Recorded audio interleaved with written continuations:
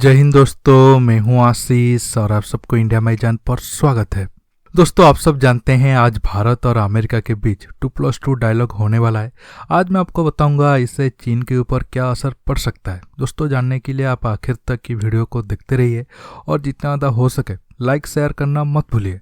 General Martin Dempsey ने 2014 में अमेरिकी चीफ ऑफ स्टाफ के रूप में रिटायर होने से पहले चीन के बारे में एक पते की बात कही थी। उन्होंने कहा था अमेरिका को जल्द ही चीन का उसी तरह खुलकर सामना करने के लिए बाध्य होना पड़ सकता है जैसा शीत युद्ध के समय सोवियत संघ का सामना करना पड़ा था। उनके शब्द आज सही साबित हो रहे हैं। इसमें कोई शक नहीं है कि इस समय अमेरिका का सबसे बड़ा सिरदर्द चीन है, जिसके साथ 2018 के मध्य से ही उसका टैरिफ युद्ध जारी है।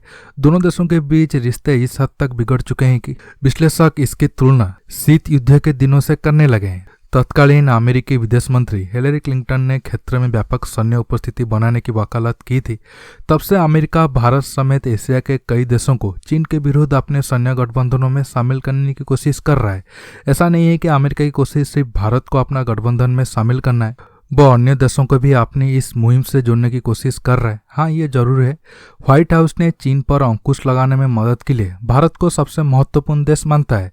प्रधानमंत्री नरेंद्र मोदी और राष्ट्रपति डोनाल्ड ट्रंप के बीच अच्छे संबंध है और ये बात जग जाहिर है। ट्रंप प्रशासन इसे देखते हुए दुनिया के दो सबसे बड़े लोकतांत्रिक देशों के बीच रक्षा संबंधों को और मजबूत करने के अपने प्रयासों को तेज करने में जुटा है। इन सब के बीच पूर्वी लद्दाख में चीन के साथ जारी तनाव के तूल पकड़ने की आशंका को देखते हुए भारत का झुकाव अमेरिका की तरफ बढ़ता दिखाई देता है। देखिए, अब अमेरिका की तरफ अगर भारत का झुकाव बढ़ रहा है तो चीन ही इसके लिए ज़्यादा जिम्मेदार है। हालांकि पिछले 20 साल से भारत और अमेरिका के संबंध ठीक हो रहे थे, लेकिन चीन के कारण ये दो देश और ज़्यादा नज़दीक आए हैं। दोस्तों, इसी कड़ी में मंगलवार को नई दिल्ली में हो रहे तीसरी मंत्रिस्तरीय 2+2 बैठक को इसी पृष्ठभूमि में देखा जाना चाहिए। इसे अगले महीने के अरब सागर और हिंद महासागर में भारत के नेतृत्व में मालाबार नौसैनिक अभ्यास के संदर्भ में भी देखा जाना चाहिए।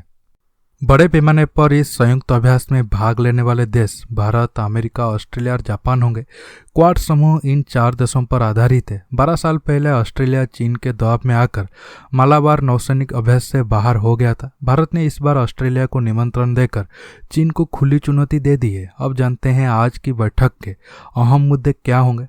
मंगलवार को होने वाले मंत्रिस्तरीय 2+2 बैठक में भारत के विदेश मंत्री एस जयशंकर और रक्षा मंत्री राजनाथ सिंह शामिल हो गए, जबकि अमेरिका की तरफ से उसके विदेश मंत्री माइक पोम्पियो और रक्षा मंत्री मार्क टी एस्पर शामिल होंगे।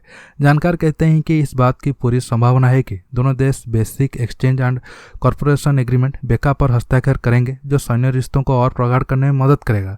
दूसरे शब्दों में, भारत के पास क्षेत्र में किसी भी देश के विमानों की आवाजाही और उनके उड़ान मार्ग की सही जानकारी होगी। समझौते के अंतर्गत अमेरिका भारत को हवा में विमानों और जमीन पर टैंकों की रूट्स और गतिविधियों पर नजर रखने की सही जानकारी साझा करेगा। इस सूचना के आधार पर भारत जवाबी कार्रवाई कर सकता है। साथ ही मिसाइलों और सशस्त्र ड्रोन को अचूक बनाने में उसे मदद भी मिलेगी। अमेरिकी विदेश मंत्रालय ने रविवार को एक प्रेस रिलीज में भारत के लोकतंत्र की प्रशंसा की और दोनों देशों के बीच मंगलवार को होने वाली बातचीत पर कहा, पिछले 2 दशकों में रक्षा व्यापार में काफी वृद्धि हुई है। भारत अमेरिका के बाद C-17 और P-8 विमानों का सबसे बड़ा बेड़ा रखता है। अमेरिका और भारत के बीच रक्षा औद्योगिक सहयोग बढ़ता जा रहा है। अमेरिका और भारत रक्षा उपकरणों के उत्पादन और विकास पर मिलकर काम कर रहे हैं।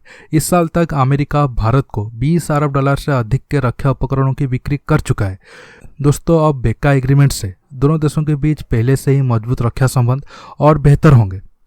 भारत और अमेरिका दोनों के पास चीन से जूझने के अलग अलग कारण है, लेकिन चीन को रोकना दोनों देशों का मकसद है। हालांकि अमेरिका में ये बैठक को लेकर काफी सवाल उठाया गया है। अमेरिका में कुछ विशेषज्ञों ने राष्ट्रपति चुनाव से एक सप्ताह पहले इस यात्रा के समय पर सवाल उठाए हैं, लेकिन भारत में ये कोई मुद्दा नहीं है। विदेश मंत्रालय के एक सूत्र ने बताया कि चुनाव के बाद सत्ता में कौन आएगा, इसकी ज्यादा परवाह भारत सरकार को नहीं है। सत्ता बदलने से इस क्षेत्र में हालात नहीं बदलेंगे और इसलिए अमेरिकी प्राथमिकताएं भी नहीं बदलेगी। भारत और अमेरिका के बीच 10 साल की बातचीत और 2 राष्ट्रपतियों के बदलाव के बाद भी 2016 में लेमुआ पर हस्ताक्षर हुए। ये इस बात का संकेत है कि विदेश नीतियां सत्ता में बदलाव से हर समय प्रभावित नहीं होती है। भारत सरकार जानती है कि भारत के प्रति अमेरिकी नीतियों को लेकर डेमोक्रेटिक पार्टी और रिपब्लिकन पार्टी में सर्वसम्मति है। दोस्तों आज ये मीटिंग होने के बाद मैं और एक वीडियो डिटेल्स में बनाऊंगा, आप देखना मत भूलिएगा। दोस्तों आज के टॉपिक में बस इतना ही। आपको ये वीडियो कैसा लगा नीचे कमेंट बॉक्स में कमेंट करके बताइए। ये वीडियो को ज़्यादा से ज़्यादा लाइक शेयर करने के साथ साथ आप मेरे चैनल को सब्सक्राइब करना मत भूलिए और सब्सक्राइब बटन के पास जो बेल आइकन है उसे प्रेस करिए ताकि आगे आप मेरा आने वाले वीडियो को मिस ना कर सके। दोस्तों रहता हूँ, बहुत जल्द एक न्यू टॉपिक के साथ मिलूंगा। नमस्कार, जय हिंद।